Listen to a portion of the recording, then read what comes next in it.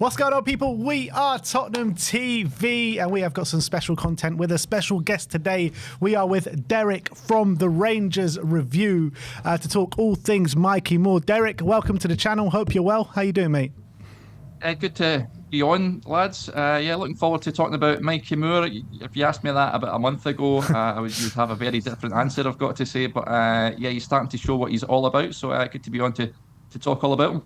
Yeah, he's a player that, I hold in very high regard. I think when he got, when it got announced that he was going out to Rangers, every Spurs fan was just saying, all right, we're going to have to be keeping a keen eye and a close eye on Rangers this season.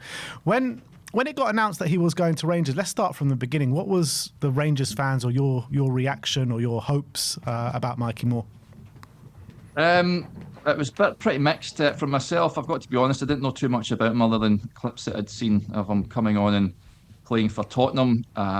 Rangers have had a history of taking young boys from Premier League clubs on loan, and they've not necessarily done well. So there was a bit of trepidation. I was thinking of this yet another one of these long list of players that come up and maybe underestimate the size and the demands of the club and then go back down the road. But it looks like, certainly by the Tottenham fans, speaking to a number of those, like yourselves, guys like yourselves, have said that he's very highly rated down there. And they were very much looking forward to his time at Rangers. But I can't say I was jumping for joy, to be honest. Wasn't a player that I knew too much about. And given the summer arrivals at Rangers, there's a fair few that have not set the heather alight. The recruitment in the summer has been bordering on abysmal. So he has been a shining light lately. But at the time, I can't. There wasn't a great delight at that signing. Although there was some saying, "Oh, this boy will be special. He'll do well for Rangers." But it was pretty much stepping into the unknown because he hasn't played much senior football. It's fair to say, and Rangers taking a chance on him. It was an intriguing one, shall we say? Yeah, absolutely. And could you liken it maybe to when you got, because had Amad Diallo up there as well, didn't you, on loan? I was going to mention Ahmad. Very similar to that. He came up in the January window. The season Rangers went to Seville, which is the 21-22 season. He came up. Of course, Man United paid a lot of money to Atalanta for him. Didn't quite break into their team, get sent out on loan. At that time, I was thinking, I never knew too much about the boy, but I'm thinking, if Man United have paid such a considerable amount of money for him, he must have something about him. Scored on his debut and then just was in and out of the team, showed flashes, but had a nightmare at Parkhead in a Old Firm derby that Rangers were very poor in, and the fans sort of made up their mind on him at that point. That being said, I wish he was brought on and made an impact in the Europa League final. I think he could have made a difference for Rangers, but unfortunately it wasn't to be. But it's no surprise to see him going on and doing well for Man United. But they've had a number of players like that. They've had another boy, Malik Tillman, who you'll know is at Leverkusen now, of course. Yeah. They brought him in from Bayern Munich. And for me, I liked Malik Tillman, but supporters were often criticised his work rate and things like that. But you could tell he had something about him. And obviously he goes on and plays for PSV and now at Leverkusen for big money. And he's shown what a good player he is. But but Rangers have had a history of bringing young boys in like that, and more often than not, they don't tend to adapt well because it's such a demanding club. It's not as if you're going to a team, and I know he had offers from teams in the Championship, which I think would have probably been a safer bet for him. So fair play to the lad. I mean, he's only just turned 18 for taking that jump and coming up and playing for such a high-profile club and such high-pressure games. He's already played European games and Old Firm fixtures already, so I mean, that'll do him the world of good in terms of experience, but I'm sure we'll get on to. He was speaking after the win against Dundee at the weekend and saying, I think he's a very mature head on young shoulders, you could say, but speaks very well. And he's someone that relishes the sort of pressures that Rangers come with it. I was going to say to Derek, how's he dealing with it? With obviously, he's come to Scotland from the Premier League. Very, very demanding and physical league. For such a young lad, how is he dealing with the physicality of the Scottish League? To begin with, I mean, of course, Russell Martin was in charge when he first arrived, and he was he very much looked like a kid.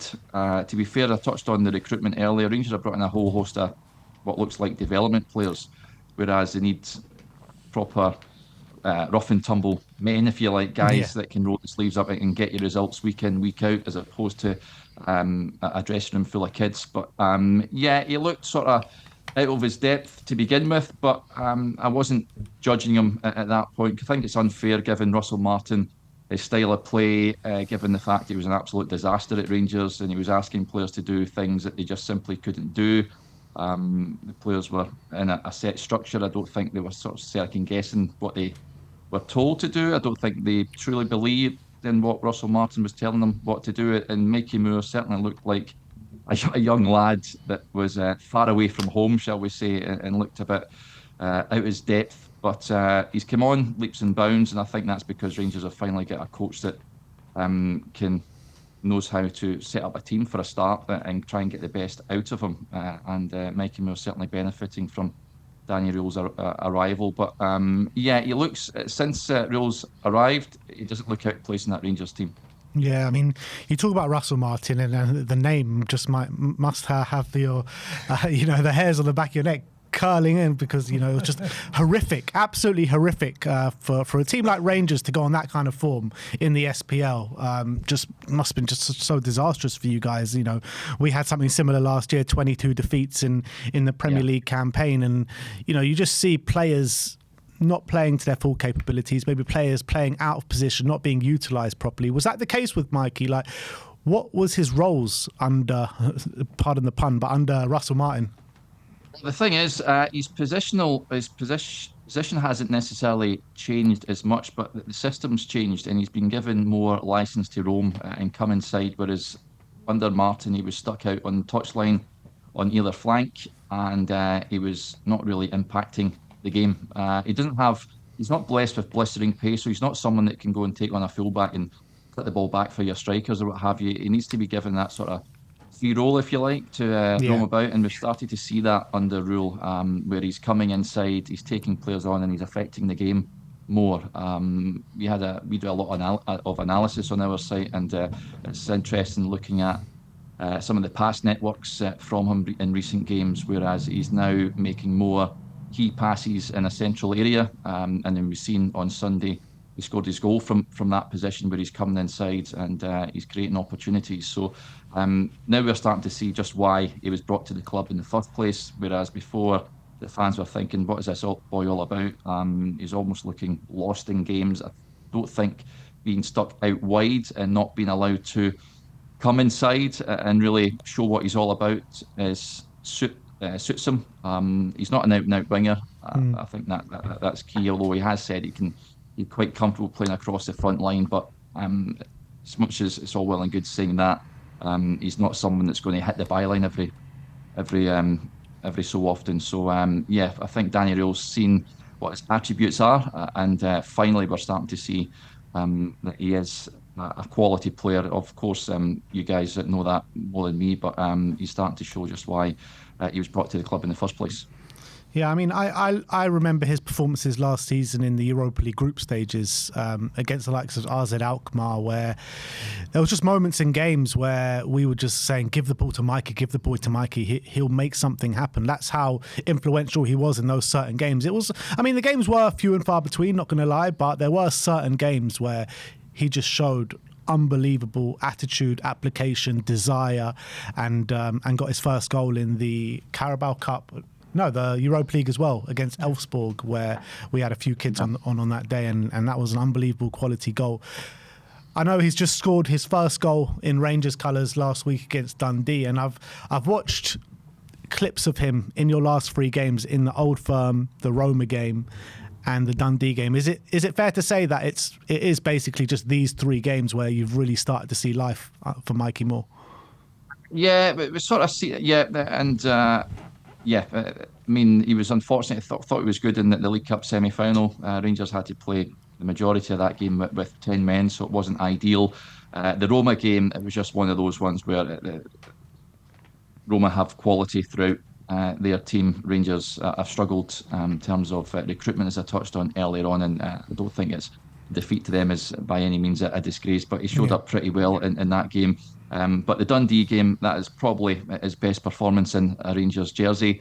And good to see him getting his goal. Took it really well as well, right-footed effort into the corner. Very unfortunate not to get the second goal. It was ruled out for offside. He wasn't offside, but one of his teammates who was blocking the eye line of the goalkeeper, who incidentally made a save anyway. It was one of those bonkers VAR checks. It was a lengthy old decision, and it was ruled out. But he sort of, the look on his face when he scored, he sort of thought he was offside anyway. So it was that resigned look. But unfortunate not to net a double. I was wanting to see him stay on the park for longer. He was brought off in the second half, and I was wanting to see more of him, I've got to say. But he's left that pitch, and the Rangers fans are waxing lyrical over him. They can't wait to see him in action again. So he's now gone from a player that many Rangers fans are thinking of send him back in January to probably one of the first names on the team sheet, perhaps. When Rangers come back to action, certainly be a guy that the fans will be looking forward to watching when they pitch up at Ibrox.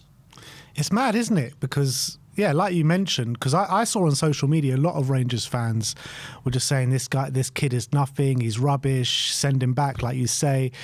And literally just a few games, and now you're saying he's one of the first names on the team sheet. That's mad to me. Well, it is mad. It tells you how mad Rangers' season has been as well. It's been utterly bonkers.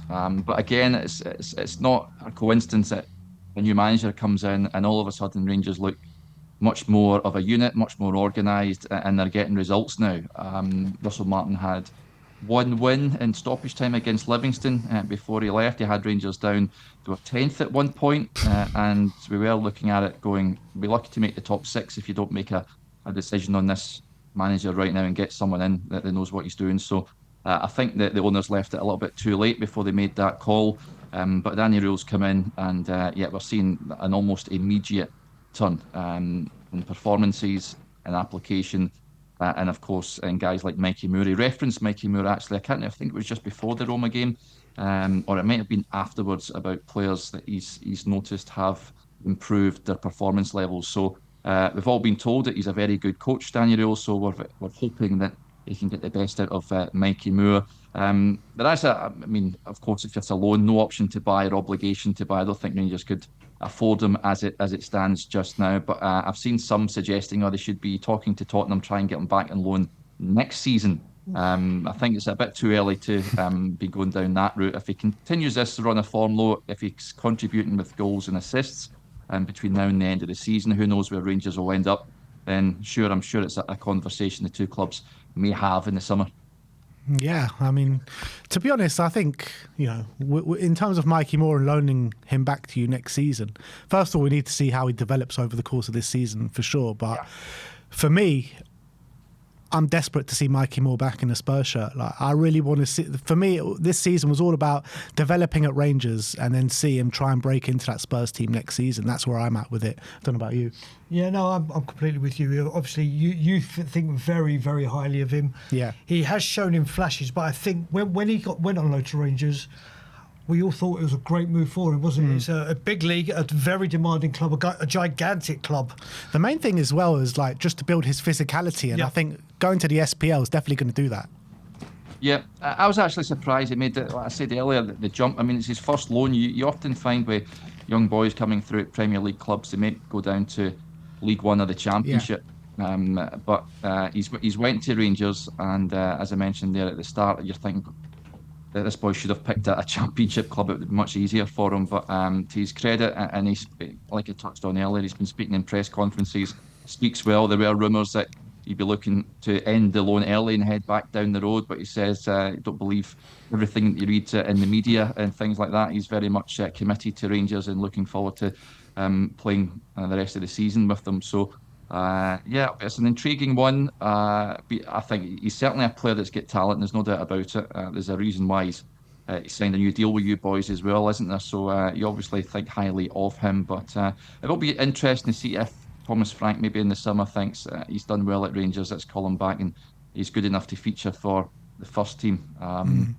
Certainly, if he continues in this sort of vein, it will be a discussion I'm sure he'll be having with his loan manager and Thomas Frank come the start of the end of this season to see where he's at. But he looks a bit more muscular. I don't know if he's been working in the gym recently as well, but he looks a bit more robust. Perhaps that's what happens when I mean, he was thrust straight in.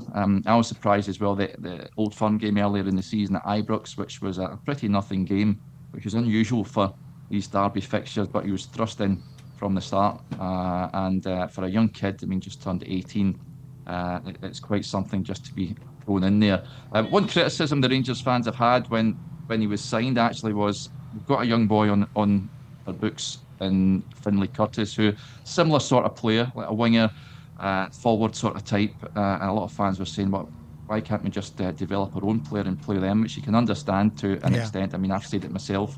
It's not an ideal situation. You're effectively developing another club's player, especially if you don't have an option or an obligation to buy at the end of the loan. So that's the only thing with regards to that. It might just stunt a youth player that's trying to make his way at Rangers. But it's one of those. He's now starting to show what he's all about, and long may it continue. Yeah, I mean, back on your point about why he didn't go to a championship club or a League One club, something like that. I mean, from my opinion, I think he's shown he can mix it in the Europa League last season. So I think this year was all about getting consistent minutes at a fairly decent level. SPL will kind of bring him up to a physical standard, which he can kind of mix it in with the Premier League next year. And also he gets to play European football, where he's shown that he can do it. So I think playing European football for him was a massive plus and probably a big reason why he did go up to you guys. But, you know, on the point as well where you're saying, you know, you've got a player in there and you prefer to develop your own, and I completely get that. But, you know, if Mikey carries on in the trajectory that he's going in for you guys this season, I'm sure you won't mind too much. Absolutely. If he's doing the business, then that's all that matters at the end of the day. The only issue, I mean, he has been playing European football, but Rangers, unlike previous years, have been an utter embarrassment in Europe this season. I mean, they're bottom of the Europa League group, which is unheard of. 0 points from 4 games. And you're struggling to see whether they're going to pick up points, to be honest. It's been a real drop-off this season. So I'm sure he didn't expect that when he pitched up at Ibrox. But it is what it is, I guess. It's been a pretty dreadful season, but hopefully in Moore and Rule and the likes, there might be a bit of light at the end of the tunnel. Then Rangers can somehow try and work their way back into the title race, which looks very unlikely at this point. But it's early days, though, isn't it? It's early days. It is early days, and I mean, Hearts have been terrific to their credit. I think it'd be refreshing for the Scottish game if Hearts were to go on and win the title. Celtic have been a mess, and Rangers likewise. So, I think this is a great opportunity for Hearts to not just split the Old Firm, but go on and win the title. It's not been a team out with the Rangers and Celtic winning the league in Scotland since the mid-80s. I think Sir Alex won with Aberdeen. That's madness. That's absolutely madness. But, I know, so it's a long time coming. Yeah, but I'm sure you'd prefer Rangers to take that trophy anyway and keep that thing going. If Rangers are not going to win it, then Hearts would be my team to go on and win the title for obvious reasons. But hopefully Mikey Moore can have a big say in that and get Rangers back fit and firing. So is that the kind of feeling within Scotland now, outside of Celtic, that everyone's just basically wanting Hearts to win the league if their own clubs don't win it? Absolutely, yeah. If you're not a Celtic fan, that is. Speaking off air, it'll be interesting. They're looking to appoint a new manager. A bit of a shock when Brendan left, but I think that he was intending to leave at the end of the season. It was just brought forward, and Martin Neils came back in, which is a bit mental, but there you go. And they'll see. I mean, Rangers at the moment 5 points behind Celtic.